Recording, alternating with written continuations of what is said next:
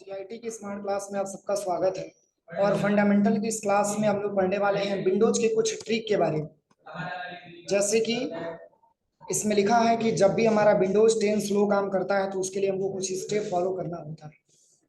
देखिए, अक्सर ऐसी प्रॉब्लम होती है कि मान के चलिए कि हम जिस लैपटॉप को या जिस कंप्यूटर को चला रहे होते हैं उसमें प्रॉब्लम ये आता है कि वो बहुत स्लो मात्रा में काम करता है। समझ में आ रहा है ना? जैसे सिस्टम वही है, बशर्ते प्रॉब्लम ये आता है कि जो ऑप्शन हमको ओपन करना होता है उसमें लगभग बहुत टाइम लगता है। 10-15 मिनट के बाद वो सब हमारा ऑप्शन ओपन होता है, या कभी कभी सिस्टम हमारा हैंग करने लगता है। ठीक है, ऐसे बहुत सारे प्रॉब्लम्स क्रिएट होते हैं। तो क्या हर प्रॉब्लम के लिए यही सॉल्यूशन है कि हम सिस्टम को फॉर्मेट करते जाएं? बोलिए।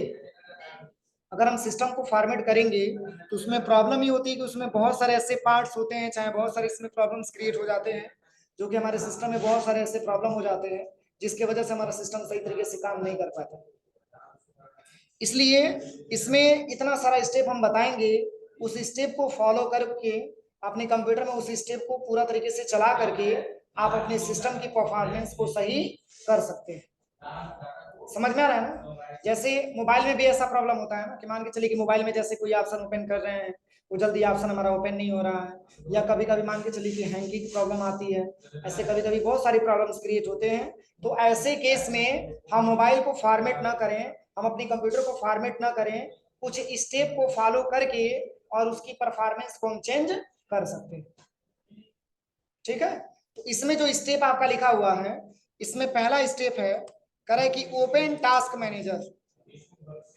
कंट्रोल शिफ्ट प्लस इसके बटन से टास्क मैनेजर ओपन करेंगे और कह रहा है कि स्टार्टअप ऑप्शन आएगा, उस पर क्लिक करेंगे और जिस सॉफ्टवेयर की हमको यूज नहीं करना है उसको क्या कर देंगे, डिसेबल कर देंगे। अक्सर ऐसा होता है कि आपके सिस्टम में बहुत सारा सॉफ्टवेयर इंस्टॉल हो जाता है और बहुत सारा सॉफ्टवेयर इनेबल होता है, लेकिन प्रॉपर तरीके से आप उस सॉफ्टवेयर का इस्तेमाल नहीं कर रहे होते हैं, बार बार उस सॉफ्टवेयर का इस्तेमाल नहीं कर रहे होते हैं। इसलिए जो सॉफ्टवेयर ऐसा है जो जिसका प्रयोग हम लोग बार बार कर रहे हैं उसको इनेबल रखें, बाकी को क्या करते हैं, डिसेबल कर दें, तो जिससे हमारी सिस्टम की परफॉर्मेंस अच्छी हो सकती है। समझ में आ रहा है ना? लेकिन यहाँ ऑप्शन आएगा कैसे? तो देखिए, जब आप लैब में जाएंगे तो कुछ ऐसे इंटरफेस आपके सामने आएगा ना, ऐसे ही आएगा ना। इसमें आने के बाद कंट्रोल प्लस शिफ्ट प्लस इसके बटन प्रेस करिए। देखिए टास्क मैनेजर आ गया। अब इस पेज को आप थोड़ा सा बड़ा कर लीजिए और बड़ा करने के बाद यहाँ पे नीचे साइड में और लेफ्ट में आप लिखेगा मोर डिटेल्स का ऑप्शन, इसी पे क्लिक करिए। जब क्लिक करेंगे तो ये पूरा ऑप्शन हाईलाइट हो गया। अब यहाँ पे देखिए कहीं स्टार्टअप का ऑप्शन दे रहा है, स्टार्टअप दिख रहा है, स्टार्टअप, इसी पे बस क्लिक करना। अब जैसे ही क्लिक करेंगे तो देखिए इतना सारा ऑप्शन इसमें इनेबल है। जैसे एडोब जीसी इनोकर यूटिलिटी एक प्रकार का इनेबल है, ये भी एक प्रकार का इनेबल है। माइक्रोसॉफ्ट एज भी इनेबल है, माइक्रोसॉफ्ट वन ड्राइव भी इनेबल है। फोन लिंक को डिसेबल किया गया है, स्काइप को डिसेबल किया गया है और विंडोज सिक्योरिटी नोटिफिकेशन को इनेबल कर दिया गया है। हम ये चाह रहे हैं कि इसको हम क्या कर दें, बंद कर दें, डिसेबल कर दें। तो बस यहाँ पे इनेबल बटन पे क्लिक करना है, इस ऑप्शन पे आपको क्लिक करना है। अगर ये इनेबल दिख रहा है तो यहाँ पे आने के बाद इसको यहाँ से डिसेबल कर ले। ठीक है, इसका भी प्रयोग हमारे कंप्यूटर में नहीं है, इसको सिलेक्शन करिए और इसको भी यहाँ से क्या कर लेंगे, डिसेबल कर लेंगे। अगर ये सारा डिसेबल ना करके हम कुछ कुछ ऑप्शन डिसेबल करते हैं तो हमारी कंप्यूटर की परफॉर्मेंस अच्छी हो सकती है। और बाकी इसकी परफॉर्मेंस को चेक करना है तो परफॉर्मेंस पे आ जाइए। देखिए सीपीयू का परफॉर्मेंस यहाँ पे दिखाएगा, सीपीयू कैसे काम कर रहा है, मेमोरी कैसे काम कर रहा है, मेमोरी का परफॉर्मेंस यहाँ पे दिखाएगा, डिस्क सी कैसे काम कर रहा है ये सब बताएगा यहाँ पे। देखिए इथरनेट कैसे काम कर रहा है ये पूरा डिटेल में आपको शो करके आपको दिखाएगा। ठीक है, तो इतना हो जाएगा पहला स्टेप। चलिए दूसरा बताते हैं। अब दूसरा स्टेप में क्या लिखा है, कह रहा है कि ओपन कंट्रोल पैनल और प्रोग्राम एंड फीचर्स, और जिस सॉफ्टवेयर की हमको जरूरत नहीं है उसको हम क्या कर देंगे, अनइंस्टॉल कर देंगे।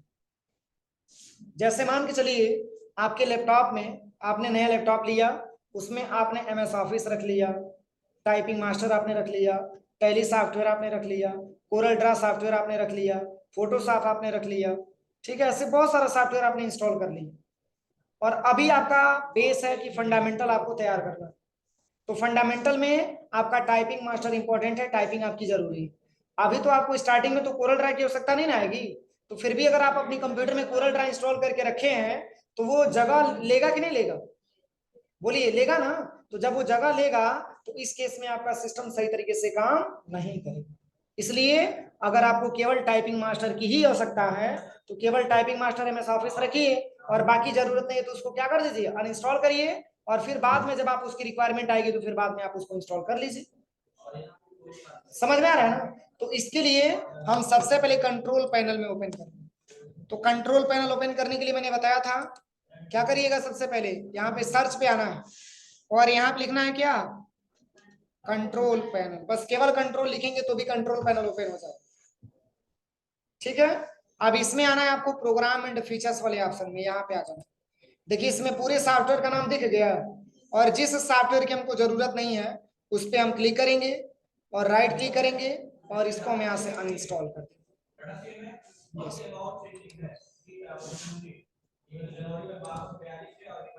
कोई दिक्कत?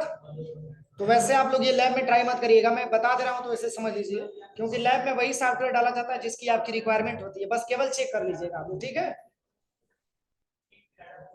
अब यहाँ से अनइंस्टॉल हो जाएगा, थोड़ा सा टाइम लगेगा, अभी अनइंस्टॉल हो जाएगा। तो ये हो जाएगा ना, किसी भी सॉफ्टवेयर को अनइंस्टॉल करना हो, देखिए हट गया, अनइंस्टॉल हो गया। तो किसी भी सॉफ्टवेयर को अगर अनइंस्टॉल करना है उस सॉफ्टवेयर पे क्लिक करिए राइट, और यहीं से अनइंस्टॉल का ऑप्शन है, हो जाएगा। तो ऐसे भी हमारे सिस्टम की परफॉर्मेंस बेहतर हो सकती है। अगला ऑप्शन यहाँ पे दिया हुआ है, तीसरा नंबर, कह रहा है कि कभी ऐसा होता है कि कुछ एप्लीकेशन काम नहीं करता है, जैसे ऑडियो हो गया, इंटरनेट हो गया, तो इसके लिए हमको सर्च बॉक्स में troubleshooting connect to the internet next next करना होता है। इसके लिए सबसे पहले सर्च पे आ जाइएगा, कहाँ पे आना है, सर्च पे, और यहाँ पे सर्च करिएगा ट्रबल शूटिंग, आगे ऑप्शन इसी पे क्लिक करना है, और जब क्लिक करेंगे तो ऐसा इंटरफेस आपके सामने आएगा, और इसमें आपको आ जाना सबसे पहले यहाँ पे ट्रबल शूटर। अब देखिए यहाँ पे इंटरनेट कनेक्शन पे आ जाइए, रन द ट्रबल शूटर।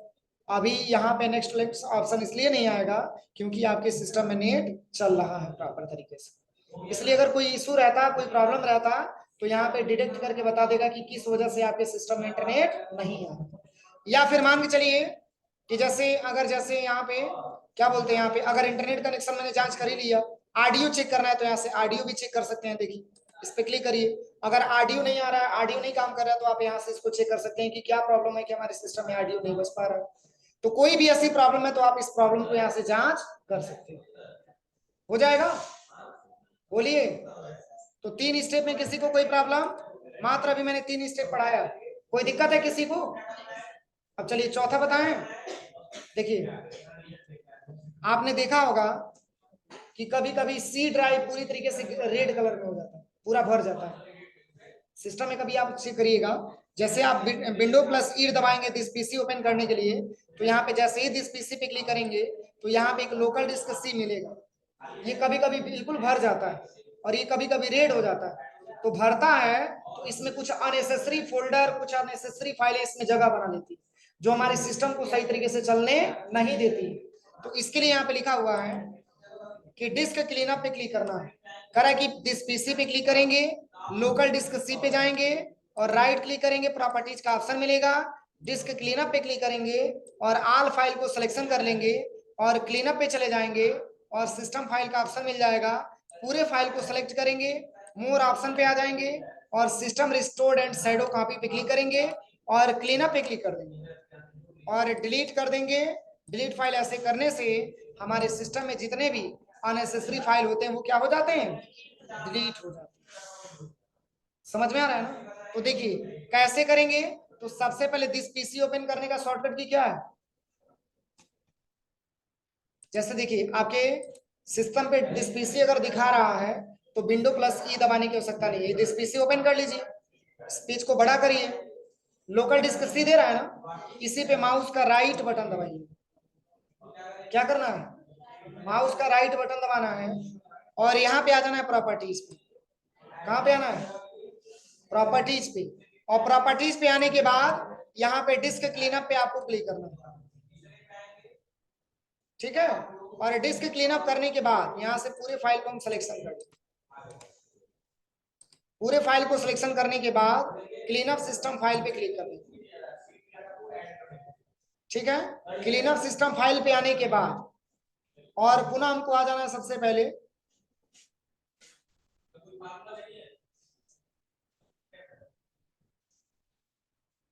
थोड़ा सा वेट कर लीजिए बस, अभी प्रोसेस आगे बढ़ेगा। देखिए मोर ऑप्शन आ गया, यहाँ पे ध्यान से देखिए मोर ऑप्शन आ रहा है, इसी पे क्लिक करना है। क्लिक करने के बाद यहाँ पे क्लीन अप का ऑप्शन आएगा, डिलीट करेंगे, फिर यहाँ पे ओके करेंगे, फिर यहाँ से डिलीट फाइल पे क्लिक करेंगे। अब इससे फायदा क्या होगा कि हमारे लोकल डिस्क सी में जो भी अननेसेसरी फाइल या फोल्डर होगा वो सब क्या हो जाएगा, डिलीट हो जाएगा। और यहाँ से ओके करेंगे तो हमारी सिस्टम की परफॉर्मेंस अच्छी होगी। कोई दिक्कत? और ऐसा इसलिए हम बता रहे हैं क्योंकि आए दिन ऐसी प्रॉब्लम क्रिएट होते हैं कि आपके पास अगर पर्सनल लैपटॉप है तो भी ऐसी प्रॉब्लम्स क्रिएट होते हैं। इसलिए जरूरी होता है ये पूरा स्टेप आपको चलाना अपने कंप्यूटर में। चलाते हैं तो आपका सिस्टम सही तरीके से काम करते हैं।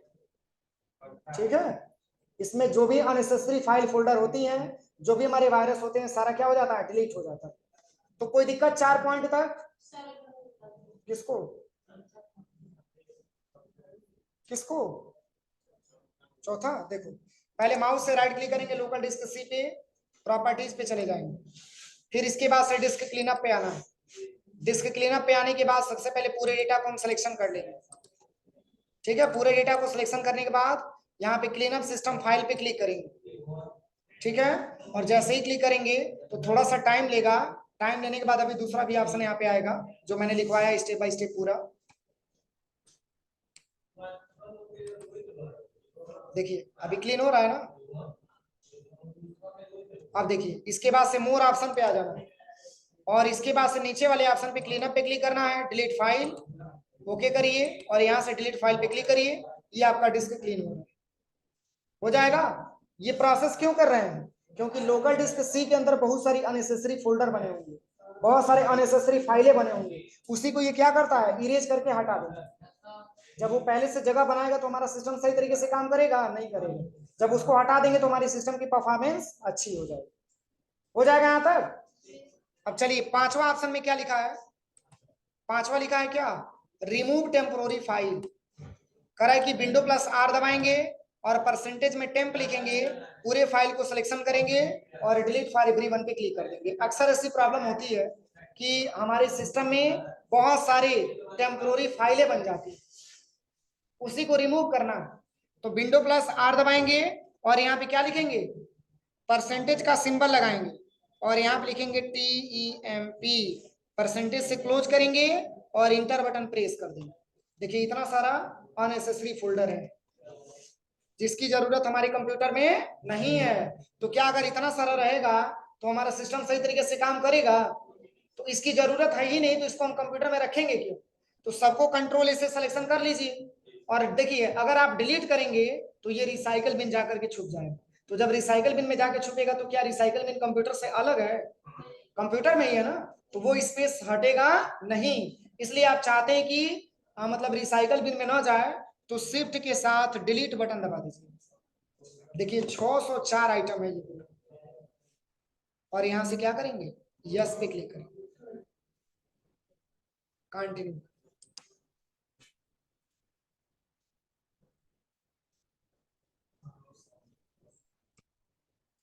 अब कुछ बड़ी बड़ी ऐसी फाइलें होती हैं जो हमारे सिस्टम में लंबे समय से जगह बना ली होती हैं, वो जल्दी डिलीट नहीं हो पाता।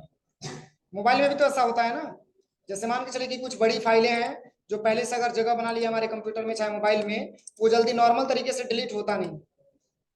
ठीक है, तो ये हो जाएगा ना। अब बताइए 604 और कहा ये कम हुआ कि नहीं हुआ? तो हमारा सिस्टम सही तरीके से काम करेगा। चलिए इसके बाद से लास्ट क्या लिखा है, कह रहा है कि अगेन विंडो प्लस आर दबाएंगे, उसमें हम प्रीफेस लिखेंगे, पूरे फाइल को सिलेक्शन करेंगे और डिलीट फॉर एवरीवन का प्रयोग करेंगे। देखिए सबसे पहले विंडो प्लस आर दबाना है, जैसे आपका परसेंटेज टेम्प था वैसे प्रीफेस, यहाँ पे लिखिएगा PREFETCH और एंटर करिए, कंटिन्यू पे क्लिक करिए। देखिए इतना सारा डेटा, इसकी जरूरत हमारे कंप्यूटर में नहीं है लेकिन फिर भी इतना सारा डेटा है। क्या अगर ये रहेगा तो हमारा सिस्टम सही तरीके से काम करेगा? तो पूरी को कंट्रोल से सिलेक्शन करिए और शिफ्ट प्लस डिलीट बटन दबा करके यस कर दीजिए। 263 आइटम ये। कोई दिक्कत? तो यही आज की क्लास में जानना था। अभी बहुत सारा है, लेकिन पहले आप 6 स्टेप करिए, उसके बाद से आगे बताएंगे। हो जाएगा? कोई दिक्कत किसी को? कोई दिक्कत तो नहीं है? मात्र 6 स्टेप मैंने बताया है, और जितना बताया उतना ही करिएगा प्रैक्टिकल जाके। अब ये लेंगे एक्स्ट्रा कुछ करिएगा तब नहीं हो पाएगा।